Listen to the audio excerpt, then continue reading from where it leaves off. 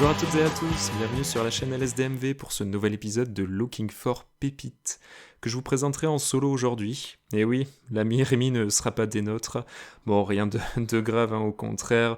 Le bonhomme est pas mal occupé entre le visionnage de films qu'il a à faire à la fois pour son émission sur Star Trek et aussi pour l'émission Plongée dans le Noir, plus ses cours d'escrime. Le bonhomme n'arrête pas, il m'a d'ailleurs dit, c'est devenu un cycle non-stop. On va pas le plaindre non plus. Mais voilà, c'est vrai que j'ai cette chance, et vous aussi, de pouvoir avoir Rémi au niveau de l'émission. C'est un gars qui est super intéressant, qui a une façon d'aborder les choses de façon totalement naturelle. Il a plein d'infos et voilà, j'envie sa façon de pouvoir s'exprimer et son naturel.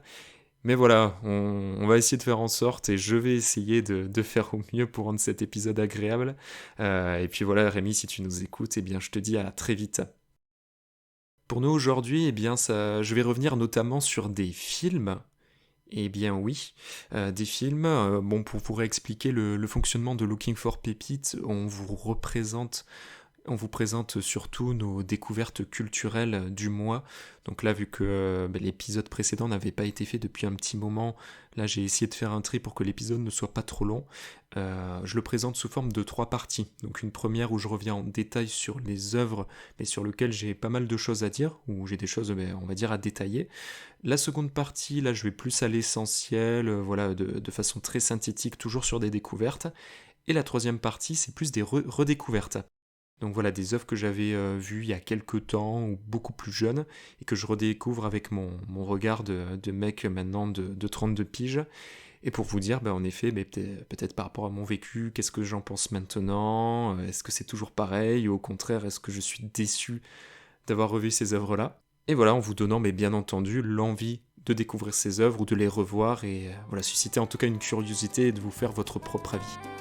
Mais écoutez, on va pas perdre plus de temps. On va commencer par la première partie. Let's go!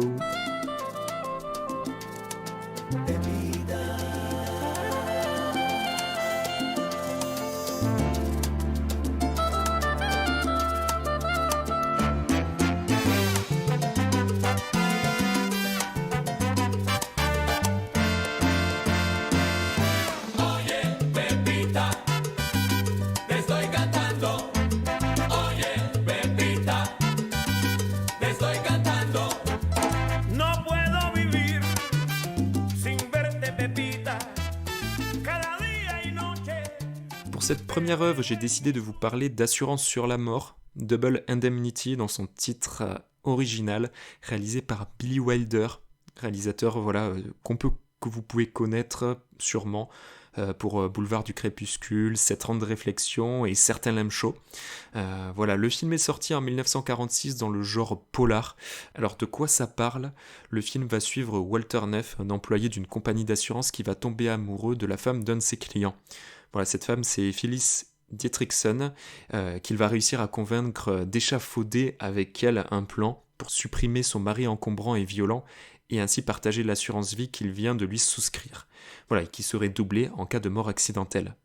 Cependant, il faudra que Walter soit vigilant car son collègue Barton Keyes est un fin limier qui enquête sur les fraudes à l'assurance, voilà, dans la même compagnie que lui. Ils sont très amis et voilà, il pourrait mettre en difficulté notre ami Walter s'il réussissait à trouver le moindre indice pouvant directement l'incriminer et ainsi mettre fin à ce plan parfait. Alors pourquoi je l'ai choisi? Je crois que déjà, alors c'est un Blu-ray que j'avais dans ma collection. Je crois l'avoir en fait eu sur une commande, voilà, que j'avais fait sur un même vendeur, et puis forcément vu que plus t'achètes de produits, plus les frais de port sont intéressants. Voilà, j'avais vu que c'était du Billy Wilder et j'avais dû me lancer, sans trop savoir de quoi ça parlait. Mais Billy Wilder, c'est un réalisateur que j'avais connu assez jeune, sur ma période lycée. Voilà, j'étais pas encore fan de cinéma à cette période-là, où je le voyais, mais avec un regard assez lointain. Et en fait, une de nos profs de français de lycée nous avait fait aller au cinéma voir Certains l'aiment chaud. Et ça a été un de mes premiers coups de cœur de films en noir et blanc.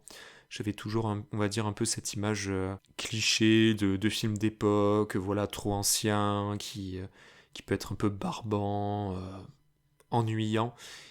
Et en fait, j'avais adoré, surtout que, bon, je ne sais pas si vous connaissez l'histoire de Certains l'aiment chaud, mais on va suivre en fait de deux potes qui vont tomber en fait sur un meurtre commis par une mafia locale et qui vont décider en fait pour fuir la ville, mais de se déguiser en femme et rejoindre un groupe de jazz sur lesquels elles font une tournée et où une des chanteuses est jouée par Marilyn Monroe, donc femme fatale, et dont un des personnages principaux va tomber amoureux. Et c'est vrai que moi ça m'avait surpris parce que pour l'époque, déjà au niveau du sujet, voilà, des mecs qui se travestissent, on parle de filles qui boivent de l'alcool et tout ça, il y a un côté très sensuel, voire sexuel, et d'ailleurs dans le titre, certains lame show, on parle de jazz au départ, mais il y a le sous-entendu aussi de Marilyn Monroe. Donc voilà, c'était un film qui m'avait pas laissé indifférent et qui est resté un long moment dans ma tête et qui l'est toujours. Et je trouvais Billy Wilder super intéressant pour ça, ce qui fait que voilà, de façon naturelle, quand j'ai vu que un film était proposé par ce vendeur de ce réalisateur, j'ai sauté sur l'occasion. Pour ce qui est de mon avis, alors de façon générale, j'ai beaucoup apprécié.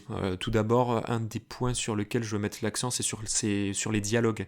Je trouve que dans le ton, la diction, mais aussi dans ce qu'ils disent, la façon de draguer, la façon dont ils ont de se clasher, voilà, la, la répartie est très très bien faite. Il y a aussi des scènes avec énormément de tension. Le scénario fonctionne très bien, il est cohérent et s'appuie sur de bons personnages voilà, qui sont aussi joués par de très bons acteurs. Donc comme je le disais, Walter Neff, le personnage principal de l'assureur, il est joué par Fred McMurray, pardon. Il y a donc l'actrice Barbara Stanwyck qui joue donc le rôle de Phyllis Dietrichson. Et on a aussi donc le personnage de Barton Keys qui est joué par Edward J. Robinson, et dont je me suis rendu compte après visionnage qu'il avait joué dans Soleil Vert. Voilà, il joue le personnage du colocataire âgé du personnage principal, et je trouve que dans le film, le mec, voilà, il a une façon de parler, comme je disais, dans la diction, qui est très très très bonne, et je trouve qu'il est vraiment au-dessus des autres personnages, en tout cas des autres acteurs dans sa technique. Pour ce qui est du film, c'est un film noir d'après-guerre, c'est-à-dire qu'il se veut plus réaliste et plus sombre. Il est sorti fin de guerre et pas d'après-guerre, mais c'est quelque chose qui se faisait très peu avant. C'est un style de film qui est tiré des romans pulp de l'époque, qui étaient souvent des séries B, voilà, qui étaient bien plus sombres car on suivait des anti-héros qui étaient prêts à tout pour obtenir ce qu'ils veulent. Ici, on se met vraiment du côté des tueurs et des personnages détestables. Alors donc l'assureur, comme je disais, qui est celui qui va manigancer le meurtre, hein, dans le côté technique, vu qu'il connaît très bien ce domaine. On a ensuite la femme fatale qui est prête à tout et qui manipule aussi tout son entourage. Et le mari violent et infect. Ce qui fait que dans cette galerie de personnages principaux, tu peux pas te retrouver forcément, ou en tout cas avoir de l'empathie pour eux, et ce qui aurait pu être une difficulté dans le film. Et pourtant, tout ça fonctionne. Parce que les personnages qui ont un bon fond, ils sont très rares, mais ils vont marquer par leur pureté vraiment cette différence avec ces antagonistes, notamment l'expert Barton Keys comme je disais, mais on a aussi la fille du mari voilà, qui va être assassinée, voilà, et sa fille qui cherche juste en fait à comprendre et à connaître la vérité, et qui a vraiment une sorte de pureté et qui fait vraiment différence avec voilà, les autres personnages qui sont à l'écran. Pour vous donner un ordre d'idée, dans les films de cette époque, on entendait polar. Alors en film américain, il y avait par exemple Jack Turner qui avait fait Out of the Past en 1947. On avait aussi Howard Hanks qui avait fait The Big Sleep en 1946. Du côté de la France, on avait eu Quai des Orfèvres en 1947 d'Henri-Georges Clouzot, ou encore Touche pas au Grisby, ça c'était un peu plus tard, en 1954, qui a été fait par Jacques Becker, mais qui se veut dans ces tons-là. Moi j'ai beaucoup apprécié hein, ce style de film noir et qui était tout nouveau à cette époque et qui a marqué le public. Et je dis ça parce que sa force, même aujourd'hui, c'est que moi j'ai pu ressentir que le film avait quelque chose de différent pour l'époque et qu'il allait en contre-courant, encore maintenant. Cependant, j'avais eu en plus hein, quelques craintes au tout début car la première séquence, elle est en réalité la fin du film. C'est-à-dire qu'on voit le personnage principal se rendre blessé à son bureau et confesser dans un appareil, voilà une sorte de téléphone, le crime qu'il a commis. Justement, il en parle à son collègue Barton, voilà, sous forme d'enregistrement audio. Et on sait donc que cela va mal se passer et il faut que le film soit solide dans son écriture, ses personnages, sa réalisation et son montage pour réussir quand même à nous tenir en haleine. Et c'est le cas. Tout à l'heure, je disais, au niveau des dialogues, il y a la relation entre Walter et Barton qui, par ses dialogues et aussi dans leur relation, tu sens qu'il y a beaucoup d'amour et de respect, et qui ne se rate pas quand même pour se tacler. Je trouve que le duo aussi est une très grande force du film, sans que pour autant rien ne m'ait fasciné ou sauté aux yeux sur la réalisation. Il faut cependant savoir que le directeur de la photo, c'est John Seitz, j'espère que je prononce bien, qui apporte quand même quelques beaux jeux de lumière pour ce film en noir et blanc. Notamment, il y a une scène à laquelle je pense et que j'avais noté qui se passe dans la pénombre. On a une lumière en fait qui va passer à travers des stores et faire apparaître de la poussière en suspension, et j'ai trouvé ça vraiment très beau. Il avait déjà collaboré avec Billy Wilder d'ailleurs sur Boulevard du Crépuscule. Par contre, ce film, je ne pourrais pas vous en parler en détail vu que je ne l'ai pas encore vu, mais il est sur ma liste, je vous rassure. Et malgré le fait que je dise que la réalisation est pas forcément exceptionnelle, il y a quand même des idées de mise en scène que je trouve super intéressantes. Il y a notamment le meurtre le meurtre donc du mari violent qui est suggéré et qui n'est pas montré. Alors il se passe en fait à un moment où sa femme conduit, donc lui il est passager à côté d'elle à l'avant, et l'assureur en fait se situe dans le siège arrière. Et donc il va l'étrangler et le tuer. Et en fait, au lieu de montrer ce meurtre, on filme en gros plan donc le visage de sa femme qui continue à conduire alors qu'elle se trouve à côté de lui. Et on voit à la fois en fait ce regard effrayé et aussi déterminé, en même temps un peu heureux. Et je trouve que l'actrice le gère super bien parce que ça se joue en quelques secondes et tu ressens en fait ces ressentis qu'elle peut avoir, et là chapeau.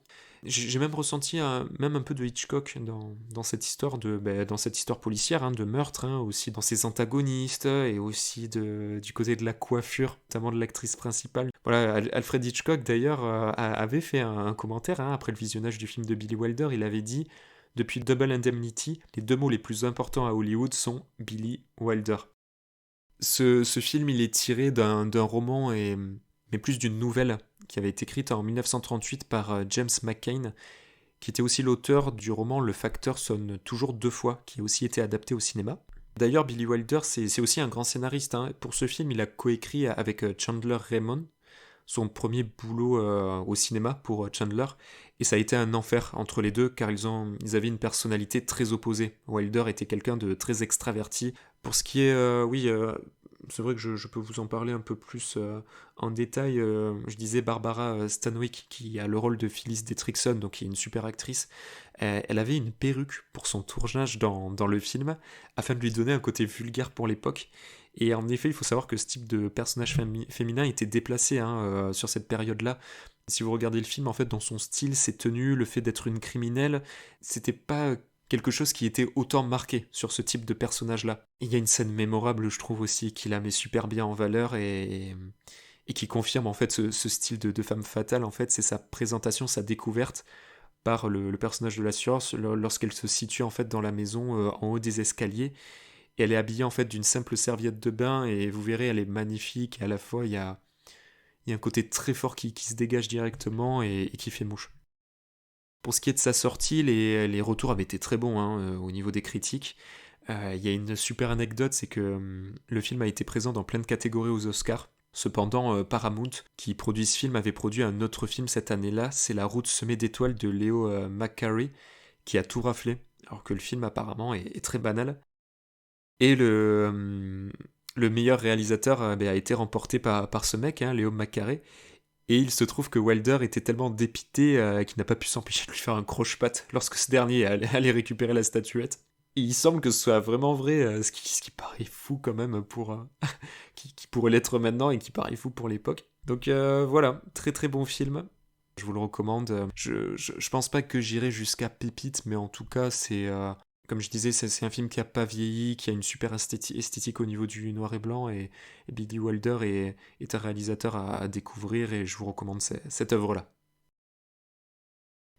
On reste sur la première partie, avec un dernier film dont je voulais parler en détail. Donc là encore, je précise une découverte. Il s'agit de Twin Peaks Fire Walk With Me, sorti en 1992, réalisé par David Lynch, dans un genre, on va dire, policier, thriller fantastique. Donc de quoi ça parle, pour les deux du fond qui ne savent pas de qu'est-ce que Twin Peaks? Eh bien, c'est le préquel de la série. Donc le film va revenir sur les 7 derniers jours de la vie de Laura Palmer, avant qu'elle ne soit assassinée et que la série ne débute. Alors pourquoi je l'ai choisi? Eh bien je suis en pleine découverte et redécouverte de la filmo de Lynch depuis son décès. Moi, j'avais déjà pu aborder rapidement dans l'émission, et c'était l'épisode 2 de Looking for Pepite, j'avais parlé d'Inland Empire, que j'avais apprécié, mais j'avais du mal à pouvoir exprimer mon ressenti tant le film est... alors je ne sais pas si le terme exact est conceptuel, mais en tout cas abstrait. Et j'avais à cœur de continuer mes visionnages, mais aussi de trouver les Blu-ray de ces films afin de les avoir en collection. Parce que je me rends compte que Lynch doit être, je pense qu'il est facile dans le top 5, voire top 3 de mes réalisateurs. Chaque film, c'est un voyage, mais encore plus une évasion.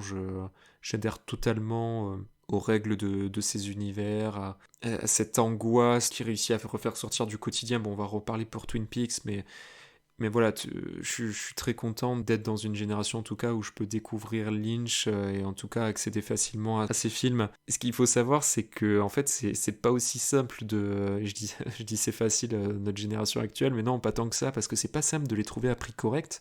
Mais récemment, il y a eu des nouveaux coffrets qui sont sortis, qui ont fait leur apparition. Et j'ai ainsi pu commander, voilà, entre autres Twin Peaks Firewalk With Me, que je n'avais jamais vu. Voilà, j'ai pu racheter Sailor et Lula, qui était pas trop cher non plus. Il y a un autre film de Lynch dont je vais vous parler tout à l'heure, mais moins en détail. Mais voilà, pour vous replacer peut-être le contexte hein, de comment je connais peut-être déjà l'univers Twin Peaks. Alors, j'avais adoré hein, la saison 1 et 2, que j'avais découvert sur le tard, hein, voilà, en 2018, donc j'avais 26 ans, mais qui tombait plutôt bien, puisque j'avais pu aligner avec la saison 3, voilà, qui était sortie en fait un an avant mon début de visionnage de la saison 1 et 2, alors que les spectateurs de l'époque voilà, avaient dû attendre réellement 26 ans après la fin de la deuxième saison pour voir la saison finale en tout cas de Twin Peaks. Et alors en effet la question est de savoir pourquoi j'ai attendu aussi longtemps hein, pour visionner le film de 1992 alors que j'avais adoré la saison 1 et 2 et que j'avais aligné avec la 3. Eh bien parce que tout d'abord, et il y a deux éléments. Le premier c'était la crainte que le film ne soit pas à la hauteur de la série, qui forcément pouvait prendre davantage le temps d'introduire son univers, ses personnages, ses enjeux, etc. Et le deuxième point, c'est que en fait, j'avais des préjugés, hein. C'est-à-dire que j'avais une idée préconçue de ce que serait la qualité de ce film, puisque c'est un préquel à la série. Donc, quel intérêt de découvrir un film dont on sait déjà le dénouement. Mais je pense que ma vision critique du préquel, elle vient de peut-être de notre génération, voilà, d'être habitué à ces revisites de sagas comme l'ont été le Hobbit, les Animaux Fantastiques, un peu la saga Alien avec notamment Alien Romulus qui se veut une sorte de revisite et de best-of des 4 premiers films mais aussi bien entendu de Prometheus et le dernier Alien qu'a fait Ridley Scott. Mais voilà, sans apporter, on va dire, quelque chose de neuf. Et j'ai cette impression en fait que l'enjeu est avant tout de profiter d'un marché, d'une demande et d'y répondre pour faire un maximum de bénéfices. On sent forcément qu'un cahier des charges est à remplir avec tel nombre de références, tel trait de personnage, telle thématique sociale à aborder ou ne pas aborder pour ne froisser personne, sans à un moment en fait avoir pensé à la plus-value artistique que cela pourrait apporter. Bref, je m'égare, mais l'idée était ici de vous expliquer que j'avais voilà, des freins sur l'intérêt d'un préquel. Et très heureux de constater que je me suis bien planté et qu'encore une fois, voilà, le cinéma de Lynch fonctionne à merveille sur moi. Ici, la force du film, c'est de jouer sur l'ironie dramatique. Voilà, on sait pertinemment le sort de Laura Palmer. Le titre français le souligne encore plus. Et le film ne va pas y aller avec des pincettes pour nous montrer en détail ce qui lui est arrivé. Et c'est toute sa force. Cependant, le film ne va pas nous l'introduire directement puisque l'ouverture sert plutôt à servir de transition entre le format série et le film. Elle est d'ailleurs assez brutale puisqu'on détruit une télévision pour couper court dès le départ. Nous ne sommes plus dans une série télévisée mais bien au cinéma. Et la violence et les cris qui introduisent les premières secondes sont clairs. Voilà, vous connaissez l'univers Twin Peaks. Il n'est plus nécessaire de vous mentir, on va plonger directement dans les ténèbres. Et vient ensuite une première partie de film étonnante puisqu'elle démarre sur une intrigue qui sera divergente de celle de Laura, dans le sens où nous allons suivre l'enquête d'un meurtre, celui de Teresa Banks, se déroulant un an avant la mort de Laura. Et le meurtre a cependant un lien important avec l'intrigue de Laura et permet d'introduire aussi les éléments fantastiques de Twin Peaks, mais on abandonnera l'enquêteur principal, l'agent Chester Desmond, qui est joué par Chris Isaak, le chanteur, ouais, pour retrouver ensuite l'agent Dale Cooper, donc Kyle MacLachlan, que l'on connaît donc davantage, qui est un acteur fétiche aussi de Lynch, ce qui peut casser en fait le rythme lancé sur cette première enquête. Quand on prend du recul et si vous avez connaissance un peu de la filmo de Lynch, c'est un style dont il a l'habitude, celui de retourner l'intrigue en milieu de film, ou en tout cas de partir sur une histoire parallèle ou différente, comme par exemple Lost Highway, Mulholland Drive ou encore Inland Empire que j'abordais précédemment. Sans trop détailler le reste de l'histoire, donc l'arrivée de Laura Palmer jouée par Cheryl Lee va apporter un nouvel élan au film. C'est aussi bien le personnage de Laura que son actrice qui va porter le film et être son étendard. On a une fille de bonne famille, populaire, sublime et chaleureuse, et qui va être présentée à l'écran pour la première fois de son vivant et nous apparaître comme l'idéal qu'on s'en faisait dans la série, et qu'on avait pu apercevoir, mais que en tant que personnage mort, voilà, dans l'au-delà. Et durant la série, elle nous avait semblé comme, quand même comme présente physiquement, hein, l'enquête lui était consacrée, mais plus que ça, elle faisait partie intégrante de chacun, de chaque personne à Twin Peaks. Et son souvenir était tellement récent et vif qu'on pouvait comme la toucher, la sentir parmi nous, mais seulement comme une présence. Car c'est surtout le poids de sa perte et donc de son absence qu'on nous fait ressentir, nous rendant encore plus impatients de la découvrir réellement. Et ici, on la découvre enfin vivante en interaction avec les autres, et c'est une bouffée d'air frais que même nous, spectateurs, ressentons. D'où l'importance d'avoir vu la série avant le film. Mais rapidement, cette apparence va se fissurer et montrer ses failles. On va avoir alors une tragédie ne pouvant que constater sa descente aux enfers. Laura plonge dans la drogue, la prostitution, la folie, et personne ne sera capable de la sauver. Laura pourra seulement essayer de protéger les autres de sa personne en les rejetant, en les fuyant, rendant le drame encore plus fort.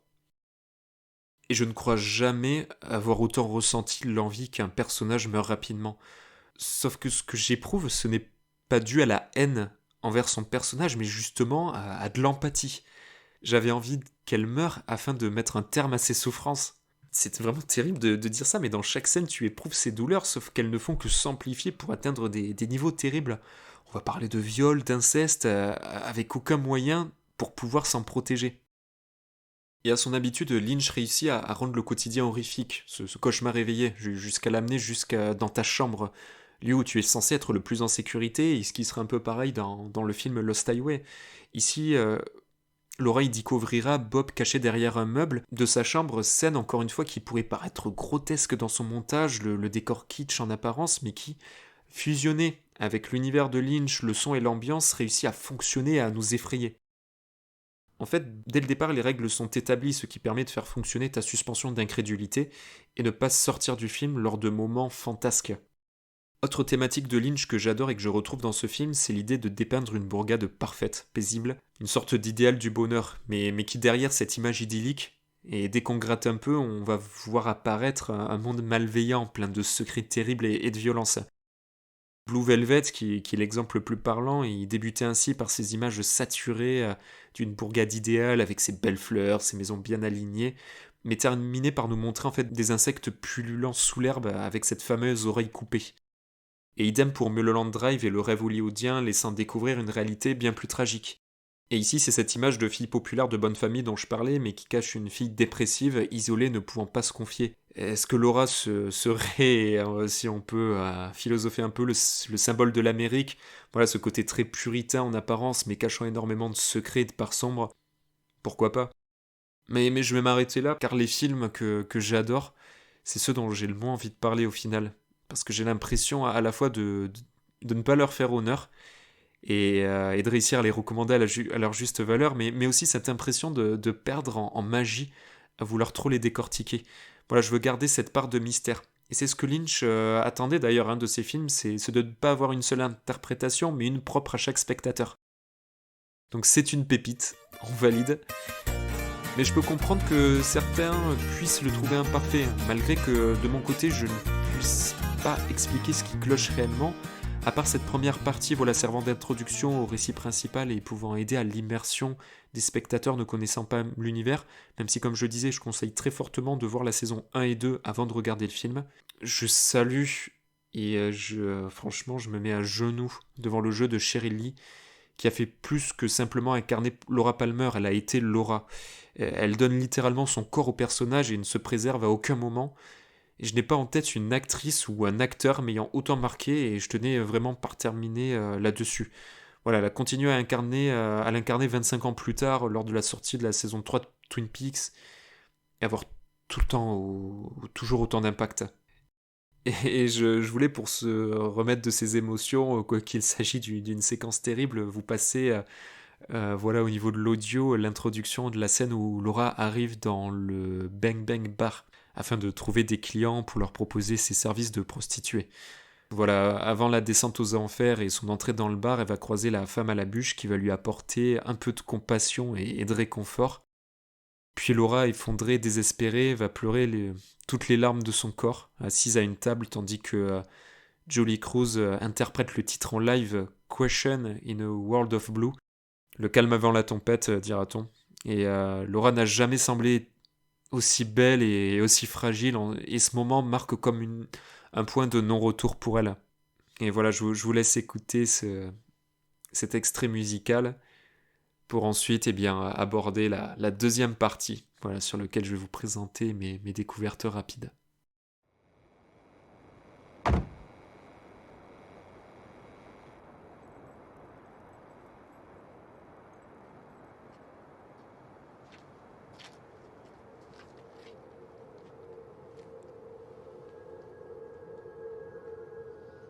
When this kind of fire starts, it is very hard to put out. The tender boughs of innocence burn first, and the wind rises, and then all goodness is in jeopardy.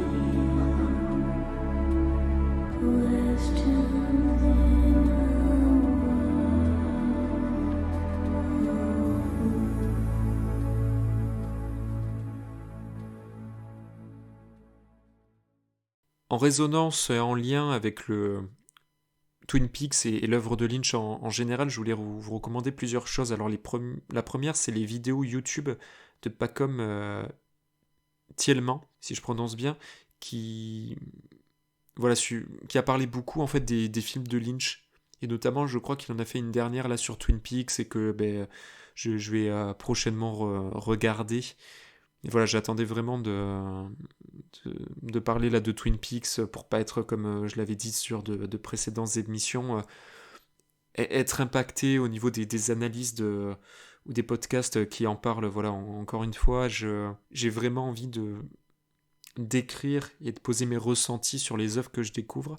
Et ensuite, voilà, une fois que j'en ai parlé, que c'est enregistré, là, j'écoute des émissions qui en reparlent, etc., pour voir si, par rapport à ce que j'ai ressenti, peut-être d'autres personnes ont su mettre des mots plus justes, au contraire, mettre le doigt sur peut-être des éléments que moi, j'ai pas pu voir. Pas comme Tielman, il a une façon d'aborder les choses qui est super. Et la majorité de ses vidéos YouTube sont disponibles sur la chaîne Blast, que je vous recommande aussi, bon, qui est très ancré gauche. Bon, de mon côté, je cache pas que je rejoins la majorité de ses idées, donc ça me parle, hein, mais voilà, il y a aussi des émissions sur tout ce qui peut être la culture en général, cinématographique, littéraire, voilà, il parle du post-apo, etc. Enfin voilà, vous pouvez chercher plein de choses intéressantes, donc foncez-y. Ensuite, ça va être de vous parler de podcasts. Alors, je sais pas si c'est vraiment important de le faire parce que c'est plus moi qui aurais besoin de publicité que eux, mais vous avez un épisode de Capture Mag, voilà, qui est revenu, qui reviennent actuellement sur la filmo de Lynch. Voilà, ils ont sorti 2 épisodes et je pense qu'ils vont sortir. Normalement, ça va être un épisode 3 final. Hein, je pense pas qu'ils auront jusqu'à 4 épisodes. Et vous aviez aussi le podcast du Saloon, voilà, sur lequel ils sont aussi revenus sur la filmo de Lynch. Et chacun de ces podcasts aborde avec un ton différent ces films-là, mais ils sont l'un et l'autre super intéressants, ils ont de super équipes, donc foncez-y.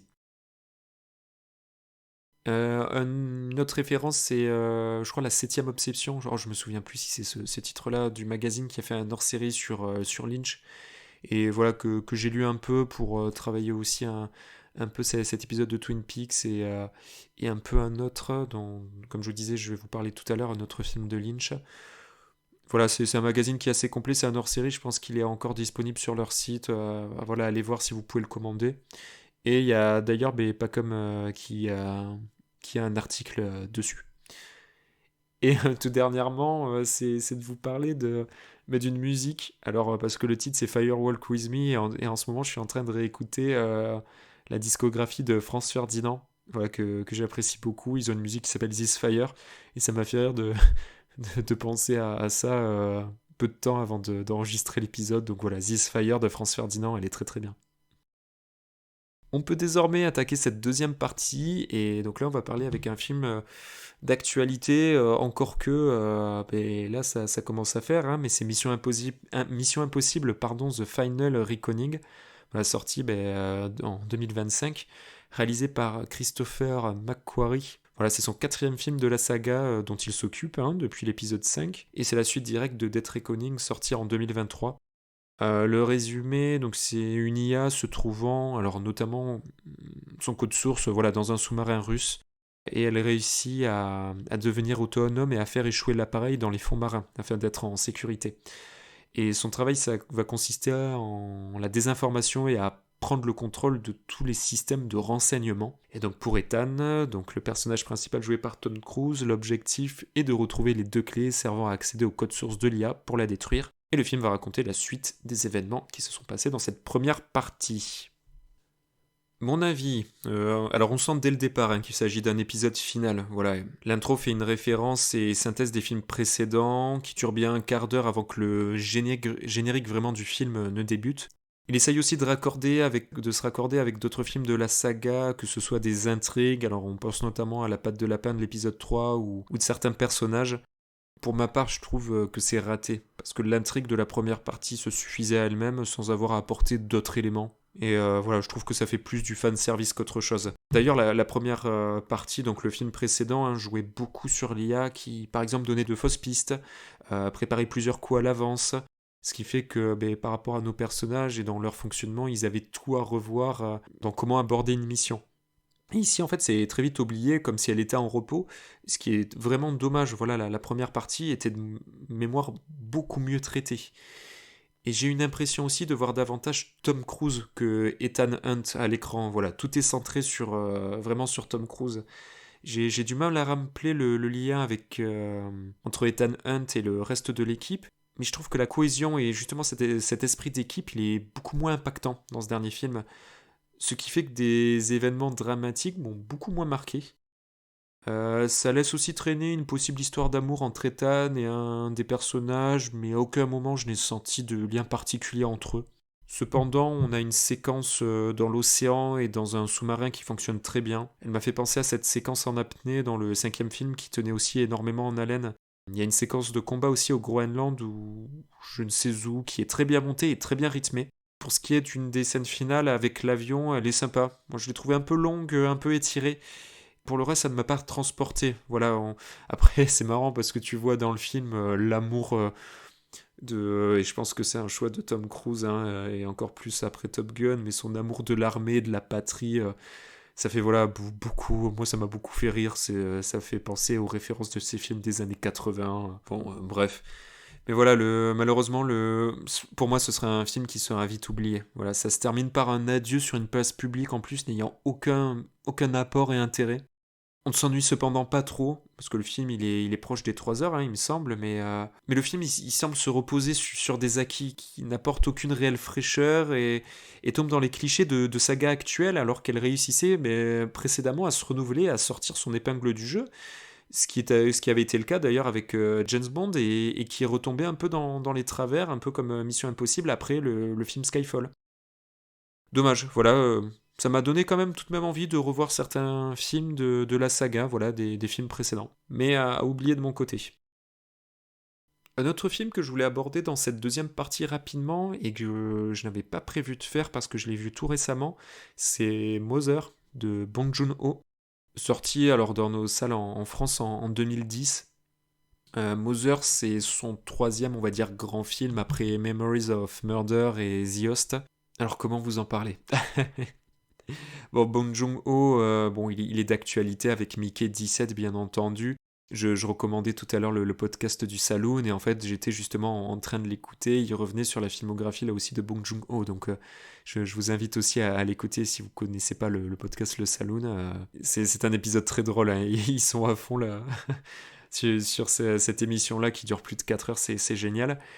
Et ben forcément, à un moment donné, ils allaient aborder Mother que je n'avais pas vu et je me suis dit non, non, je ne veux pas l'écouter. C'est un film qui est dans ma liste là aussi depuis un petit moment. Donc hop, je mets sur pause le podcast et ça me donnera l'occasion et ça me forcera un peu de lancer ce film. Mother, c'est un film qui se veut peut-être un peu moins impressionnant que l'ont été Memories of Murder, qui était vraiment un thriller, voilà, avec quand même de l'action vraiment policier, The Host qui avait un côté fantastique avec ce monstre. Là c'est plus une histoire de famille. Alors il y a une histoire de meurtre bien entendu. Alors peut-être pour vous remettre dans le contexte, c'est une veuve qui va élever son fils jeune qui a quasi une trentaine d'années et qui est handicapé mental en fait, hein.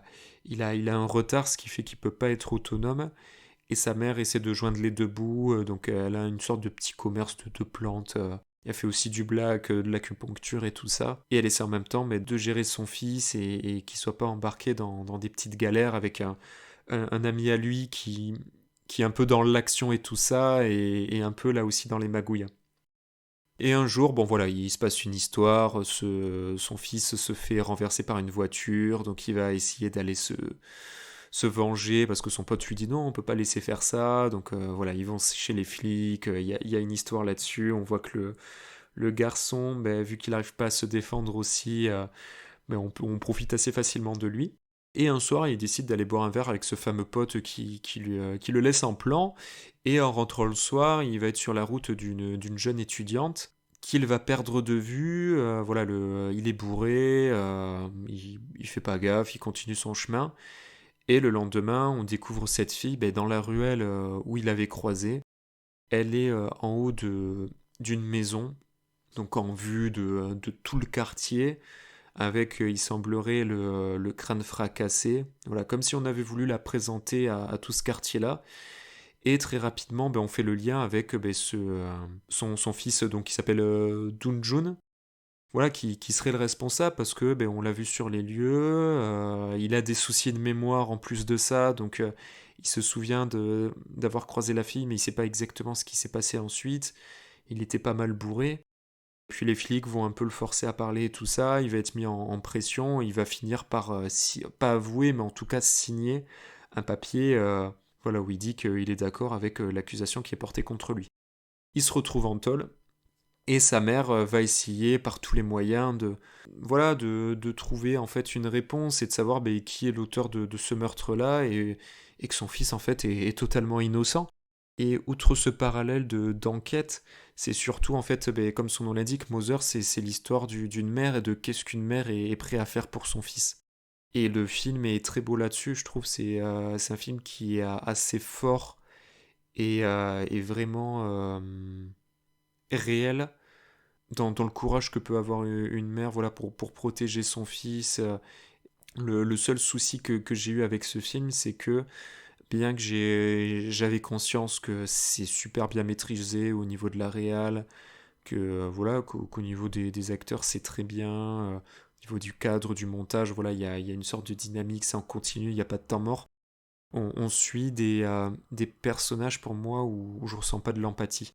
C'est-à-dire que son fils Do-jun, il n'a pas d'évolution de personnage. Il a cet handicap-là, il aura toute sa vie. Il n'a pas d'évolution possible, donc c'est compliqué pour moi de l'avoir de l'empathie pour lui parce que bien que ce soit un personnage candide et que voilà, il est pas conscience de ce qu'il peut faire ou comment on peut profiter de lui. Voilà, il est en tôle la majorité du temps et j'ai du mal à m'y attacher. Et sa mère, il y a un lien très particulier, c'est-à-dire que son fils dort avec elle, on sous-entend qu'ils peuvent coucher ensemble, elle protège beaucoup, elle vérifie quand il pisse la couleur de son urine, et elle fait boire, prendre des médicaments, etc. Donc malgré que ce soit une mère qui soit proche, elle est trop, et il y a un côté dérangeant là-dessus. C'est pour ça que j'étais pas trop dans l'empathie avec la mère. Et puis, mais ça c'est un choix du film. Hein, c'est de montrer aussi une société coréenne qui a à l'époque où se passe l'histoire, en fait, est très renfermée sur elle-même. C'est-à-dire qu'il y a pas d'entraide. La seule fois où elle se fait aider au niveau de l'enquête, elle doit payer l'ami de son fils voilà, pour qu'il aille agresser et questionner des jeunes, parce que la fille était étudiante, donc il y a un côté très sombre aussi, hein, voilà, ça touche à des mineurs, il y a des histoires de prostitution, de violences faites sur des ados. Voilà, c'est ce qui fait qu'en fait je suis passé à côté et c'est pas un film que je reverrai. Par contre, je peux le recommander si vous appréciez les films de Bong Joon-ho, c'est quand même un des films qui est le moins dans ce côté, on va dire, divertissant, et donc qui peut les laisser un peu de côté. Mais comme je disais, il y a des images vraiment sublimes. Hein. Je pense à une des dernières scènes où en fait la mère, elle n'a pas de nom à son personnage. C'est la mère, ce qui veut dire aussi dans ce que veut montrer Bong Joon-ho, c'est qu'il veut montrer la mère de façon générale aussi. Hein. C'est un film, alors j'espère pas forcément au niveau de ce qui se déroule, mais une ode à la maman. Mais en tout cas, c'est un message général qui veut faire passer aussi, je pense. Et il y a une des scènes finales qui n'est pas un spoil. En fait, elle fait de l'acupuncture, donc un peu au black, pour joindre les deux bouts. Et elle précise à tous ses patients qu'il y a une sorte de point au niveau de la cuisse, où quand tu piques, tu as une sorte de relaxation immédiate, où tu déconnectes complètement. Et après tout ce qu'elle va vivre et subir, elle finit un moment dans un bus à se planter cette aiguille-là, et d'un coup, le brouhaha qu'il y a dans le bus s'éteint. On a un énorme silence. Il y a une caméra qui la filme, qui est en dehors du bus et qui la filme. Elle est à contre-jour avec un soleil couchant. Magnifique, voilà. Et c'est pour ça que je tiens à le souligner, c'est que moi je suis passé à côté du film parce que j'ai pas eu d'empathie et que j'ai pas eu une émotion pour ces personnages-là. Mais par contre, à côté, voilà, il y a une technique qui reste quand même intéressante à voir. Donc voilà, faites-vous votre propre avis. Moi je suis passé à côté, mais voilà, je tenais en tout cas à parler un peu de Mother dans cette deuxième partie. Et on va pouvoir attaquer la troisième sur mes redécouvertes, donc d'œuvres que je connaissais déjà d'avant. Let's go!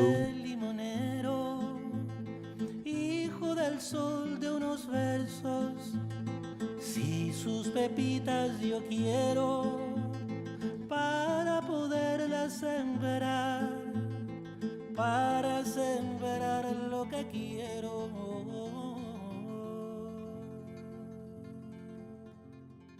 Alors, dans cette troisième partie, j'ai 4 œuvres dont je souhaite vous parler.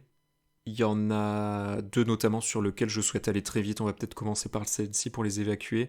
Et ça me fait penser que parmi les 4 œuvres dont je dois vous parler, je vous ai dit que c'était essentiellement du cinéma. Non, non, non, il y a un groupe de musique. Voilà, je vais parler musique aussi dans cet épisode, excusez-moi. Bon, la première œuvre dont je vais parler, c'est Lost Highway, là aussi réalisé par David Lynch, sorti en 1987. Voilà, qui est un thriller psychologique. Alors, de quoi ça parle? Eh bien, on va suivre la vie d'un couple et notamment celle de Fred Madison, joué par Bill Pullman, qui est un saxophoniste dépressif, qui a une vie déjà pas simple et qui va recevoir en fait à son domicile de mystérieuses cassettes vidéo. Sur la première, Fred et sa femme, donc sa femme jouée par Patricia Arquette, ils vont voir que la caméra filme leur immeuble, leur maison. Et sur la deuxième, qu'ils reçoivent un peu plus tard, ils se voient en train de dormir chez eux dans leur chambre. Quelqu'un les a donc filmés pendant leur sommeil. Et voilà comment démarre le film Lost Highway. Pourquoi je l'ai choisi? Donc toujours cette volonté, voilà, comme je disais tout à l'heure, avec Twin Peaks, de découvrir et redécouvrir les œuvres de Lynch. Donc ici, j'avais déjà découvert cette œuvre il y a plusieurs années sans me souvenir d'éléments précis. D'où mon intérêt à l'acheter par rapport à ce ressorti Blu-ray et à le redécouvrir. Je suis un peu mitigé. En fait, ça va être un peu comme Mother, bien que Lost Highway, je le mets bien plus haut quand même. C'est un film que je pourrais revoir sans problème. Mais j'ai eu un peu de difficulté par rapport à un film comme Twin Peaks, et on peut faire beaucoup le parallèle avec Mulholland Drive, en fait, j'ai trouvé que les personnages principaux étaient froids. Il y a ce jeu de changement d'histoire en milieu de film qui est voilà, mieux géré pour moi dans Mulholland Drive.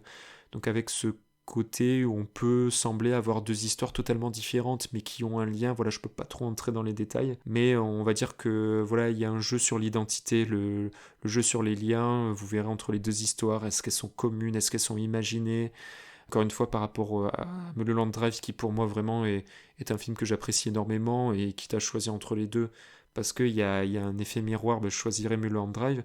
Mais on peut faire un parallèle entre ces deux films, donc déjà dans l'idée d'imaginer un monde plus chaleureux, mais aussi de cette redescente aux enfers, voilà, quand on revient à la réalité qui est brutale. Cependant, je trouve que le côté enquête et tension, il fonctionne. Voilà, nous sommes avalés vraiment dans les ténèbres et effrayés par cette maison hantée. Encore une fois, mais je m'attendais peut-être à davantage l'apprécier, mais encore une fois, en fait, la peur vient du quotidien et directement de chez nous. Hein. Voilà, on a peur dès que nos personnages reviennent chez eux et non pas quand ils sont à l'extérieur, dans des soirées mondaines, même si certaines discussions sont assez flippantes dans ce film. Après, j'ai trouvé un vrai travail sur le son. Bon, on suit un saxophoniste, donc on va jouer sur le son des concerts, voilà, un côté puissant qui va être additionné au jeu de lumière. Mais en parallèle de ça, il y a un travail aussi sur les silences et aussi de l'atmosphère oppressante dans des lieux clos qui matchent très très bien. Au niveau de la direction photo, je la trouve bien plus aboutie que ses films précédents. Il faut savoir que c'est Peter Deming sur la direction photo. Il sera présent aussi sur Mulholland Drive. C'est aussi quelqu'un qui était présent sur Evil Dead 2, sur Scream 4 que j'avais pas mal aimé, et sur La cabane dans les bois, voilà, pour citer peut-être quelques films récents et qui peuvent un peu plus vous parler. Il faut savoir aussi, peut-être pour l'anecdote, si vous la connaissez pas, que l'histoire, elle est parallèle à l'affaire O.J. Simpson. En fait, Lynch ainsi que son co-scénariste, il me semble. Je sais pas s'il y avait un co-scénariste, j'ai un doute. Voilà, disons qu'ils étaient intrigués par O.J. Simpson, dans ce mec qui à la fois pouvait avoir une image très respectable, et puis voilà, par rapport aux atrocités qu'il a pu commettre, voilà, cette double face, voilà, qui les intriguait énormément et qu'ils ont voulu travailler en fait dans Lost Highway, hein, tout simplement.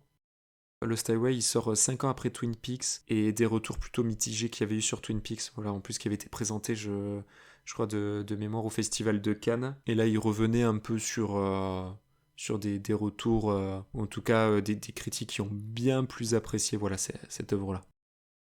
Voilà, donc comme vous voyez, j'avais peu de choses à dire sur Lost Highway. Je vous le recommande, bien entendu. Est-ce que je parle de pépites? Non, non, sinon j'en aurais parlé peut-être plus en détail.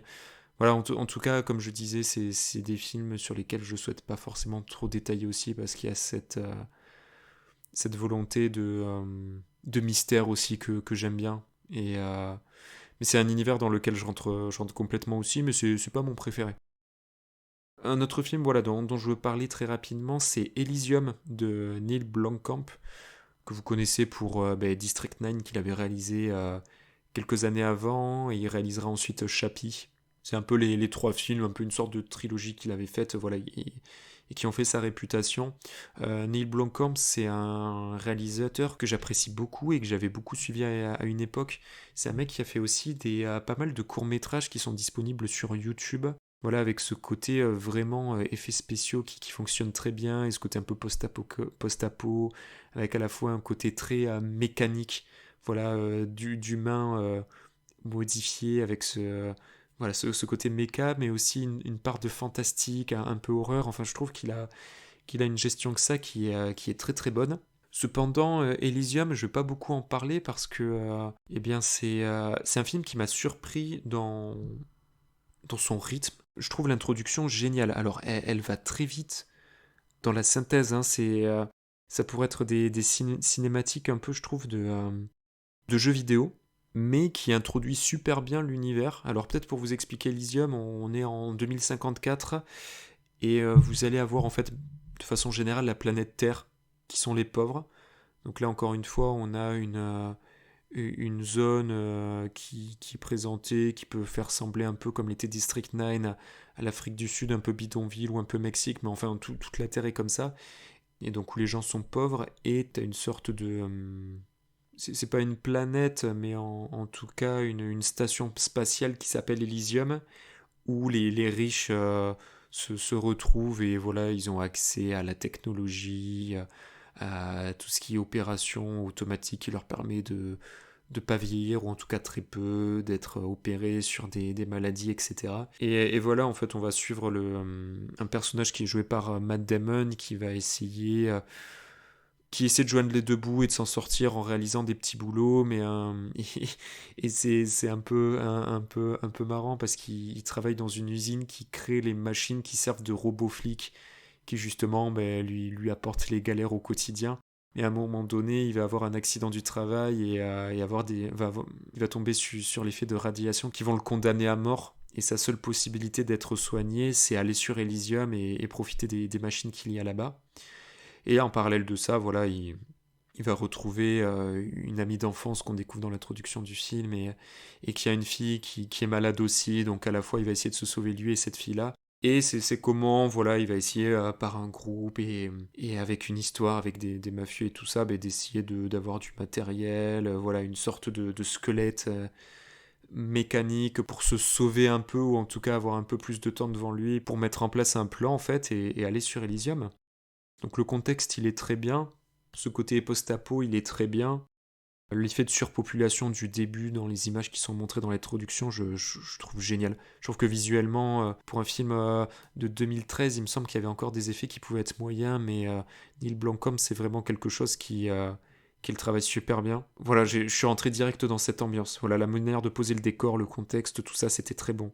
Puis il y avait ce côté de gens, alors voilà, on peut penser au parallèle, mais les gens qui partent sur l'océan avec des canoës pour rejoindre un pays dans le monde, pour être soignés, pour essayer de trouver un travail, d'échapper à la guerre et tout ça. Et là, c'est un peu pareil, c'est des gens qui essaient de... En fait, pour aller sur Elysium, t'es obligé d'avoir une sorte de passe quand ton vaisseau arrive, et si t'as pas de passe, on essaie de détruire ton vaisseau. Sauf que vu qu'il y a une politique un peu qui interdit de tuer les gens, mais voilà, que tu puisses les réceptionner pour les renvoyer sur Terre, et bien là, il y a un personnage qui est joué par Jodie Foster, qui est un peu une sorte de ministre de la sécurité, qui embauche des mecs, des anciens de l'armée, pour au black détruire ces vaisseaux-là, et qu'il n'y ait pas de traces en fait, et qu'elle soit mentionnée commanditaire, quoi. Donc tout ce contexte-là et ce parallèle avec notre société, il est très bon. Par contre, je trouve qu'au niveau des combats, des scènes, c'est pas forcément très lisible. Voilà, c'est plus les décors qui fonctionnent. Moi, je trouve que un des soucis, c'est que voilà, l'introduction met d'emblée dans le contexte. Voilà, t'es direct dedans, ça fonctionne très bien.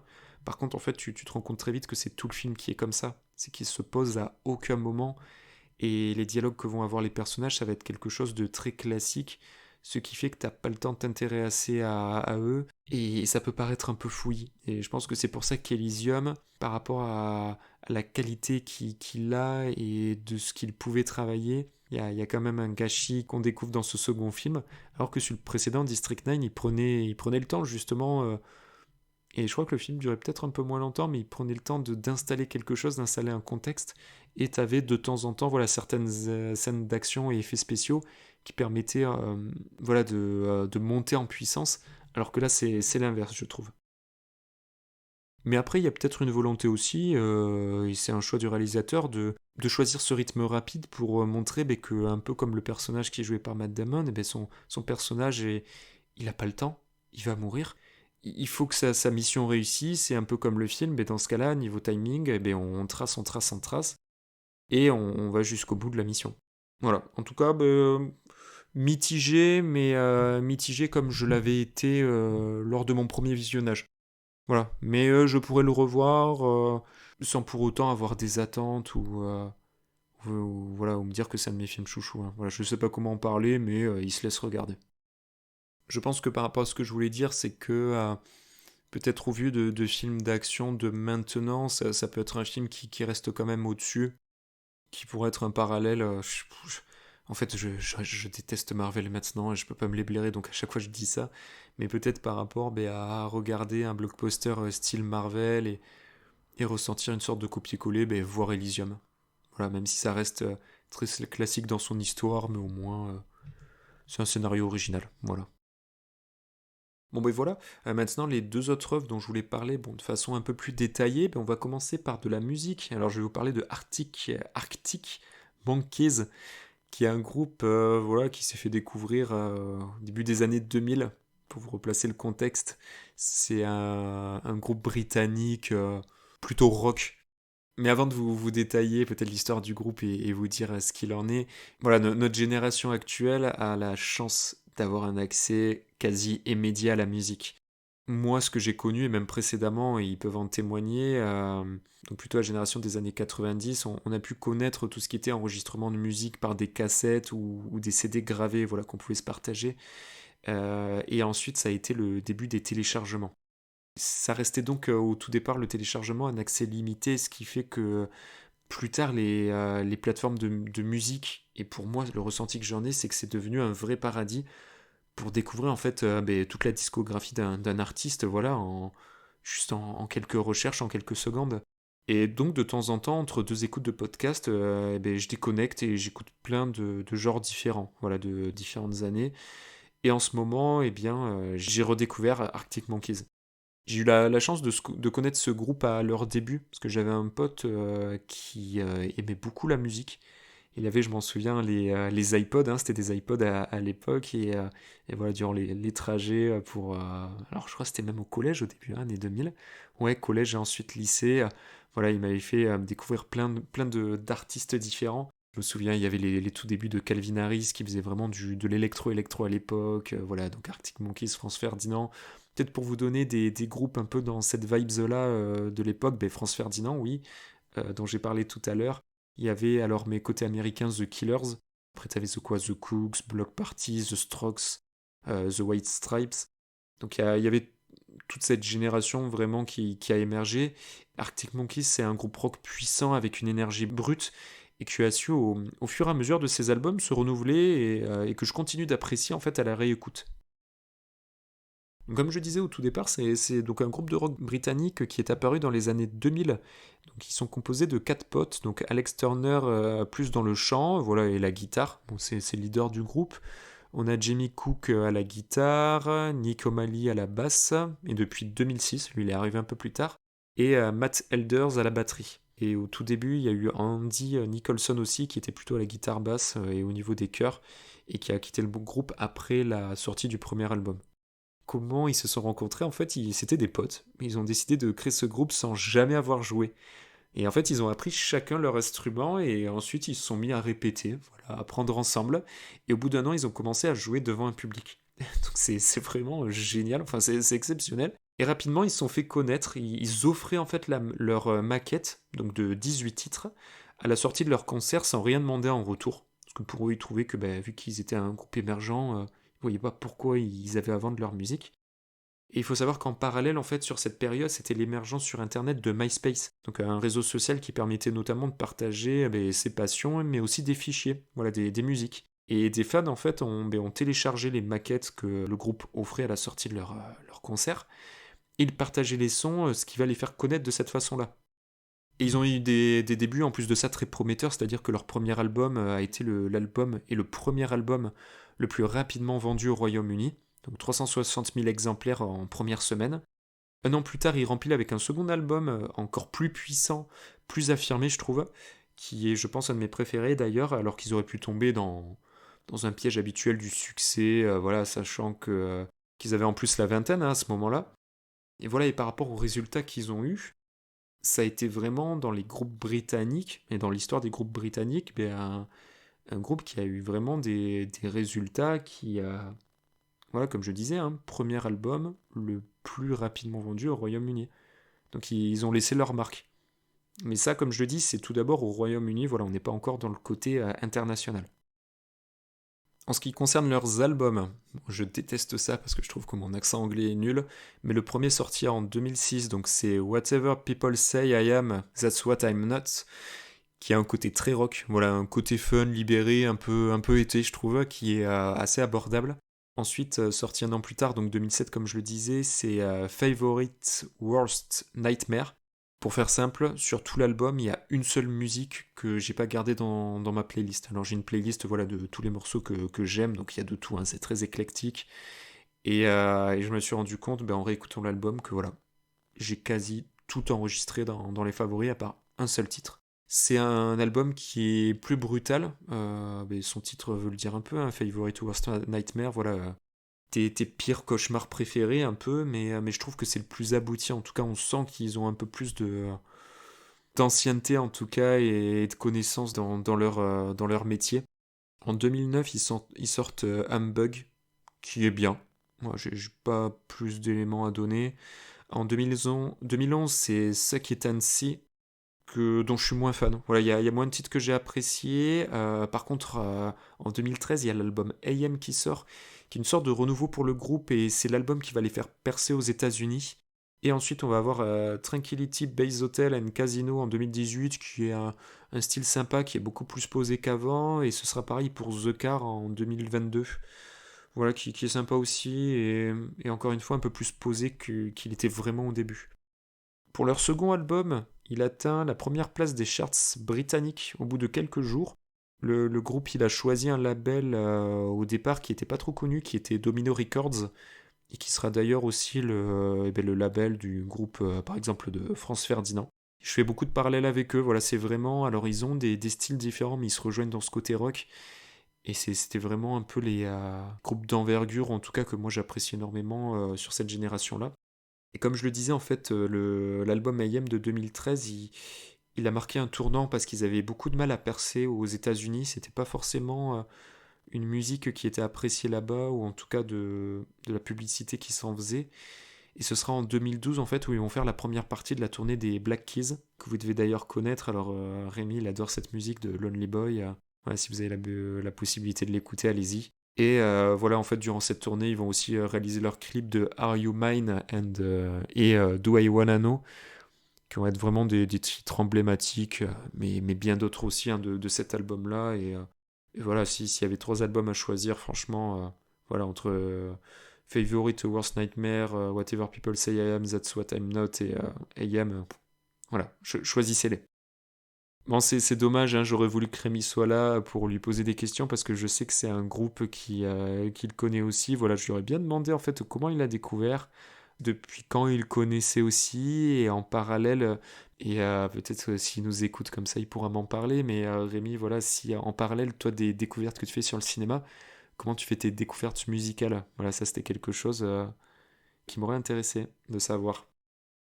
Dernier élément peut-être que je peux vous conseiller, je suis tombé sur un podcast qui s'appelle Goûte mes disques. Il y a l'épisode 15 voilà, qui s'appelle Ambre Chalumeau et Arctic Monkeys. Ambre Chalumeau, c'est une journaliste qui a eu... Alors je sais plus si c'est le cas actuellement parce que je regarde plus du tout. Mais sur l'émission le nouveau petit journal de Yann Barthès, le quotidien, sur Quotidien de Yann Barthès, qui avait une petite émission sur laquelle elle revenait sur de la littérature, des œuvres musicales, cinématographiques aussi. Elle est super intéressante, elle donne super envie de s'intéresser au sujet qu'elle aborde. Et c'est exactement la même chose dans cet épisode-là, où en fait c'est deux mecs qui sont connaisseurs de musique, voilà, qui invitent alors je sais pas si c'est des personnalités, mais en tout cas c'est le cas ici pour Ambroche Chalumeau, et je trouvais l'épisode très intéressant, il dure 1 heure à peu près, et voilà, si vous voulez avoir un peu plus des détails sur Arctic Monkeys, allez-y foncez. Et la dernière œuvre dont je vais vous parler sur cette troisième partie des redécouvertes, c'est Tenet. Tenet de Christopher Nolan, sorti en 2020, qui était sorti en fait à la sortie du confinement. Donc pour rappel, c'est un film à science-fiction, action, un peu thriller et espionnage, hein. Donc de quoi ça parle? Donc Tenet s'ouvre sur une attaque terroriste à l'Opéra de Kiev qui amène le protagoniste anonyme joué par John David Washington, membre de la CIA, à se sacrifier sans hésiter en avalant une prétendue capsule de cyanure afin de protéger l'identité de ses camarades. Son courage est salué par une société secrète du nom de Tenet qui lui propose, à l'issue de ce test déguisé, vu que voilà, c'était une fausse capsule, et bien de devenir membre armé afin de lutter contre un ennemi invisible qui cherche à faire advenir une troisième guerre mondiale, non pas nucléaire, mais temporelle. S'ensuit une course-poursuite qui défie le temps, dans laquelle le protagoniste se mesure à Andrei Sator, joué par Kenneth Branagh, oligarque russe qui cherche à détruire le monde. Alors pourquoi j'ai choisi de vous parler de Tenet et de le revoir? Alors j'ai des doutes. Il n'y a pas très longtemps, je suis tombé sur un podcast, alors ils ont aussi une émission YouTube qui s'appelle Calmos, voilà, sur lequel ils revenaient sur Memento. Une de leurs nouvelles émissions à Calmos, c'est d'inviter là aussi une personne plus ou moins connue dans l'univers du cinéma, il me semble, et de leur présenter un film, c'est-à-dire de leur narrer le film de A à Z, et un film qu'ils n'ont jamais vu. Et donc là, ils présentaient le film Memento à je ne sais plus qui. Et voilà, je ne sais pas si c'est dû à ça, ou c'est que Tenet, en fait, était là aussi dans ma bibliothèque de films. Et c'est un film, en fait, la première fois qui m'avait laissé sur un entre-deux. Je me souviens avoir apprécié certains effets visuels et le côté action, espionnage, grand spectacle, mais avoir eu des réserves, notamment sur la clarté du film. Et je sais que les films de Nolan, il y a quand même un côté divertissement que j'apprécie, voilà, quand même un élément cinéma, voilà, salle de cinéma, un côté grand spectacle, voilà, que j'apprécie, et c'est pour ça que je tenais quand même à revoir Tenet. Alors pour vous donner mon avis, tout d'abord un des points plus, donc l'introduction qui nous balance en fait de suite dans l'action, donc ça c'est une des signatures de Nolan, on se souvient dans The Dark Knight notamment, avec le braquage de banque et les différents braqueurs avec des masques de Joker, dont on ne sait pas qui est le Joker réellement ou qui a l'initiative de ce braquage, et qui rappelait d'ailleurs le film Hit, hein, je trouve dans un parallèle là-dessus, bon ça je vais pas détailler, mais voilà, là en tout cas, cette attaque terroriste à Kiev qui introduit le film et qui nous met directement dans l'action. Voilà, on comprend pas hein, l'enjeu de cette attaque, il y a des gens infiltrés, les personnages sont masqués, voilà, on est un peu perdu, mais l'immersion est immédiate. Il y a un côté aussi très surprenant, enfin une idée que je trouve super intéressante, c'est que dans cet opéra, on enferme et on endort le public présent avec un gaz, tandis que les terroristes et les forces de l'ordre se tirent dessus. Ce qui fait que le public est statique, il ne bouge pas, mais ils peuvent prendre des balles perdues. Alors bon, Nolan, il a beaucoup de mal avec la violence et tout ça, donc on voit pas des gens mourir ou saigner, prendre des balles. Mais je trouve l'idée de se dire que peut-être hors champ, il y a des gens qui sont morts comme ça sans s'en être rendu compte de façon très posée à un concert. Je trouve l'idée étonnante et super. Et ça crée aussi un contraste entre l'action pure, l'affrontement, et des gens endormis statiques qui ne réagissent pas. Alors les détracteurs de Nolan diraient que c'est une métaphore du public devant ses films. Ça, je vais détailler mon ressenti là-dessus. Ensuite, bon, ce que j'ai apprécié dans cette introduction, c'est l'interrogatoire musclé du protagoniste qui en garde des séquelles, hein, alors qu'il ne s'agissait que d'un test. Voilà, ça c'était quand même un peu brutal. Sur le reste de l'action du film, bon, il y a des scènes d'action, des courses-poursuites spectaculaires en jouant sur ce temps inversé qui apporte de la nouveauté. Je trouve cependant un manque de, comme je disais, de brutalité, mais dans l'impact des coups, mais qui est, voilà, comme je disais, quelque chose qu'on conteste, conteste peut-être aussi, mais qu'on constate dans l'ensemble de sa filmographie. Voilà, on ressent pas la douleur, je trouve, alors que les personnages sont pas épargnés, hein. Je pense au personnage de Catherine se faisant à plusieurs reprises agresser par son mari, mais pourtant, c'est pas assez fort. Cependant, les images, bon, mais bien entendu, sont belles et soignées. Désormais, parmi mes proches, j'ai quelqu'un qui vit sur Amalfi en Italie. Voilà, c'est la scène où le protagoniste arrive en bateau, voilà, sur ce côté un peu montagneux, mer, etc. Enfin, voilà, les cadres sont superbes. Une des réserves que j'ai aussi, c'est sur l'approche scientifique. Alors, je m'explique, c'est que Nolan réalise toujours une approche scientifique et réaliste pour ses films. Malgré que pour ses recherches, il se soit aidé, renseigné auprès du physicien Kip Thorne, déjà présent d'ailleurs pour l'aider sur Interstellar, le fait qu'il décide d'expliquer le plus en détail possible son procédé de voyage à contretemps pour que le spectateur puisse suivre, ça rend le film ennuyant. On est noyé par les explications et les informations alors qu'il souhaite passer le message inverse. Et il a écrit lui-même et fait dire par ses personnages, parce que Nolan est scénariste pour ce film, il dit « N'essayez pas de comprendre, ressentez ». Alors qu'est-ce que tu fous, Christopher? Ça l'effet inverse, car l'image est censée faire justement en grande partie ça. Ce travail-là de nous expliquer, qu'on puisse comprendre. Mais là non, il est obligé, par ses personnages, de réexpliquer ce qu'on vient de voir, en quoi ça consiste, etc. Donc ouais, trop de détails, trop de détails. De plus, il faut ajouter cette approche scientifique à son jeu sur le temps, et encore plus pour Tenet, thématique qui lui est chère. Ici, le temps est manipulé, détruit, mais pas par le montage, par le scénario. Comme pour Interstellar par exemple, des manipulations du temps se font, mais à cause du voyage spatial, ce qui apporte une cohérence.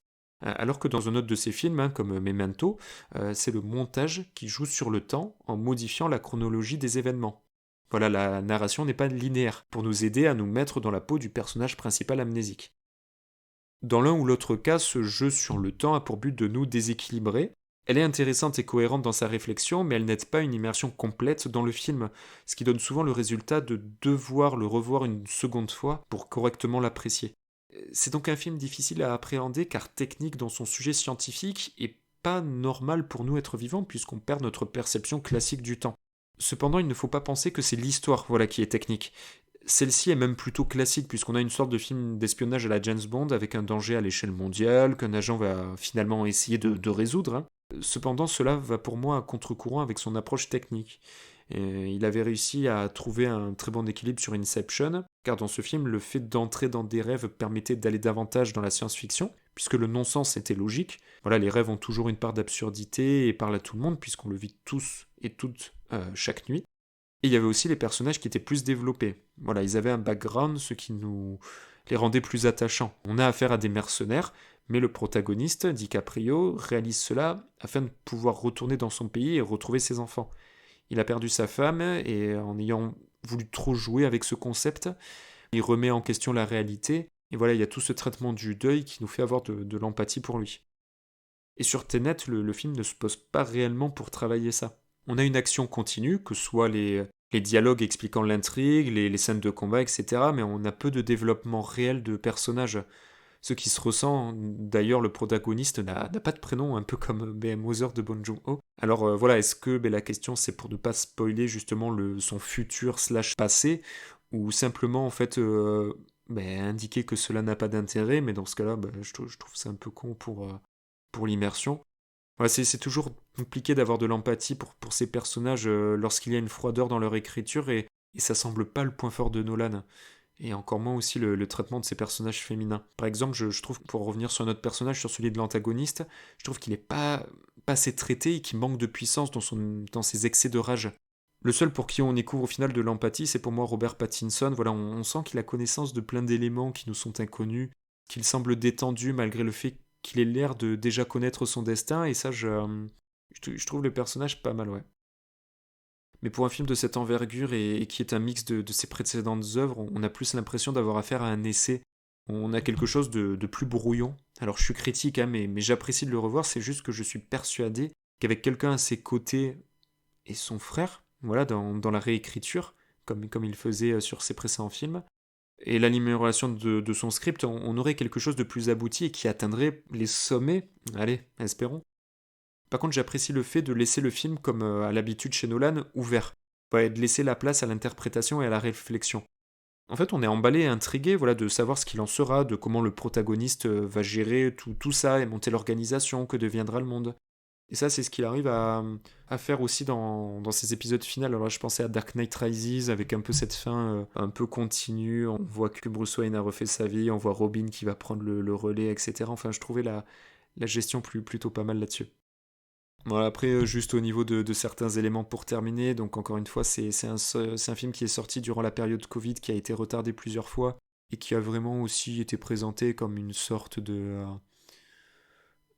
film qui allait relancer le marché du cinéma, un peu comme on a vu un peu plus tard avec un autre de ses films, avec Oppenheimer et Barbie.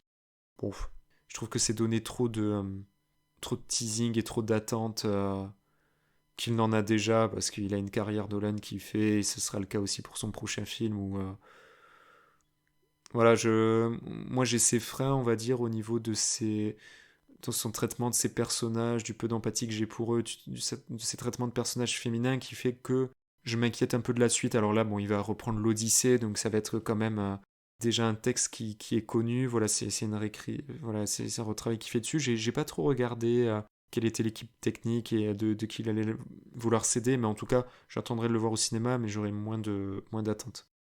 Après, je dis ça, peut-être les premières bandes annonces vont sortir, je vais être comme un fou, mais je suis beaucoup moins qu'au début. Tenet, c'était un projet qu'il avait mûri depuis 20 ans. Hein. C'est un gars qui travaille énormément ça dans l'analyse, dans ses recherches scientifiques. Voilà, c'est pas une idée qui lui passe par-dessus la tête. Hein. Là, donc c'était 20 ans de réflexion. Ce qui est marrant aussi, c'est que par rapport à Oppenheimer, il en fait justement référence dans le film lors d'une discussion. Donc voilà, là c'était un peu le petit clin d'œil que je souhaitais faire pour terminer. Et on va s'arrêter là. On va s'arrêter là parce que j'avais 3 autres œuvres, mais sur lesquelles je voudrais vraiment revenir avec Rémi. Et je vous les tease, hein, c'est un roman, donc La Horde du Contrevent, que j'ai terminé il y a quelques temps maintenant. J'espère vraiment qu'au niveau du travail, quand je vais retravailler le texte et tout ça, je vais encore avoir en mémoire parce que ça m'a marqué et je sais que Rémi, ça l'avait marqué aussi. J'ai vraiment envie qu'on puisse échanger en détail là-dessus ensemble. J'ai vu aussi revu Starship Trooper. Il me semble que Rémi aussi, c'est un film qui lui tient à cœur et là aussi, voilà, j'ai pas énormément d'éléments à détailler, mais je pense qu'on pourra aborder plein de choses différentes ensemble et voilà, créer une analyse plus complète. Et ensuite, ce sera de vous représenter la prélogie Star Wars, donc les épisodes 1, 2 et 3, que j'ai redécouvert récemment. Alors, je me serais arrêté au 1, je vous aurais dit non, pas la peine, je suis un peu mitigé. Mais force est de constater que l'épisode 2 et 3 ne m'ont pas laissé de marbre par rapport au visionnage que j'en avais fait lors de la première fois enfant, et je crois pas les avoir revus depuis. Hein. Ce sera tout. Écoutez, c'est une émission qui sera plus courte que d'habitude. Hein. Là, je regarde au niveau de l'enregistrement. Je suis à peu près à 1h30. On va voir ce que ça va donner en coupant un peu. On va se quitter avec une musique. Alors bon, on a déjà pu avoir un petit interlude avec la musique de Twin Peaks. Là, je vais vous proposer plutôt le titre Balaclava du 2e album d'Arctic Monkeys, Favorite Worst Nightmare. Je sais pas si c'est ma musique coup de cœur, je regardais au niveau de tous leurs titres, c'est énormément compliqué de faire un choix. Je pense que d'un jour sur l'autre, ça a vocation à changer. Écoutez, en tout cas, là, il s'agit de Balaclava et je vous recommande très très très très très très très fortement les 2 premiers et leur album AM. Voilà, je vous embrasse, je vous souhaite d'écouter encore une fois une bonne journée, une bonne soirée, une bonne nuit, en fonction d'à quel moment vous écoutez l'épisode. Merci de l'avoir écouté jusqu'au bout en tout cas. C'est pas évident de l'animer en solo, voilà, de faire différemment par rapport à mes premiers épisodes d'LSDMV. En tout cas, c'est voilà, le partage de découvertes, c'est quelque chose qui me fait énormément plaisir. Qui n'est pas évident pour moi parce que j'essaye d'être synthétique, j'essaie d'être intéressant aussi. J'ai beaucoup de mal à faire ça en public, à en parler, et je trouve que le podcast est une merveilleuse possibilité de m'améliorer et de prendre confiance là-dessus. Donc merci à vous, n'hésitez pas à faire des retours. Voilà, encore une fois, je suis pas sur les réseaux, mais sur la chaîne YouTube ou sur les réseaux de Rémi, vous pouvez en tout cas le faire. Et si à un moment donné, on a du public de plus en plus et que vous souhaitez avoir une chaîne, peut-être un groupe Insta ou comme ça, allez-y, faites vos retours et je m'occuperai de faire des efforts là-dessus. Allez, à très bientôt, ciao. Running out for the next door's garden before the hour is done. It's more a question of feeling than it is a question of fun. The confidence is the balaclava, I'm sure you'll baffle them good. With the ending reek of salty cheeks and runny makeup alone. Oh, will blood run down the face of a boy bewildered and scorned. Will you find yourself in a skirmish, will you wish you'd never been born? You tie yourself to the tracks and there isn't no going back. And it's wrong, wrong, wrong, but we'll do it anyway 'cause we love a bit of trouble.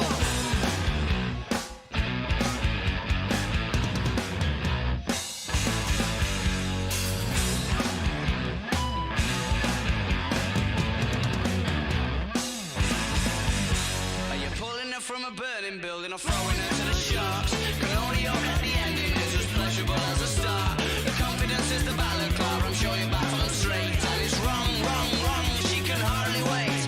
That's right, he won't let her out his side. Now the shaggers perform and the daggers are drawn. Who's the crooks in this crime? That's right, he won't let her out his side.